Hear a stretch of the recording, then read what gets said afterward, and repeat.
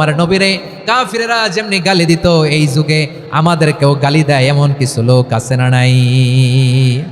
আমার নবীকে গালি দিত গণক, জাদুকর, এরপর গালি দিত পাগল, নির্বংশ বলে, আর আমাদেরকে গালি দেয় মৌলবাদী বলে, আমাদেরকে গালি দেয় রাজাকার বলে। রাজাকার শব্দটা তো এখন একটা অ্যাওয়ার্ড হয়ে গেছে, অ্যাওয়ার্ড। রাজাকার রাজাকার গালি দেওয়ার দিন শেষ। কি দিন আসলো সুবহানাল্লাহ কইবেন না? আল্লাহ তো আমাদেরকে দেখাইছে রাজাকার শব্দটা এখন একটা অ্যাওয়ার্ড হয়ে গেছে। সুবহানাল্লাহ সুবহানাল্লাহ। পরিস্থিতি পাল্টে দিতে আল্লাহর সময় লাগে না, চিল্লায় বলেন ঠিক কিনা?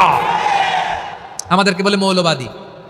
আমরা আসল কথা বলি, ভালো কথা বলি, দেশপ্রেমের কথা বলি, আমরা জনগণের কথা বলি, আমরা মা মাটি ও মানুষের কথা বলি, আমরা ইসলামের কথা বলি, আমরা দেশের সমৃদ্ধির কথা বলি, এজন্য আমাদেরকে বলে মৌলবাদ। আবার আমাদেরকে বলে ধর্ম ব্যবসায়ী, আছে না নাই? আমরা ধর্মের সত্য কথা প্রচার করি, যেটা দেশের ভালো জনগণের ভালো সেটা উপস্থাপন করি, আমাদেরকে বলে ধর্ম ব্যবসায়ী। আমার প্রিয় ভাইরা, যারা ইসলামের কথা বলে, যারা কোরআনের কথা বলে, এরা ধর্ম ব্যবসায়ী নয়। খবরদার, আলেমদের বিরুদ্ধে দাঁড়াবেন না। আলেমদের পক্ষে থাকলে আপনার জীবন উজালা করে দিবে কে?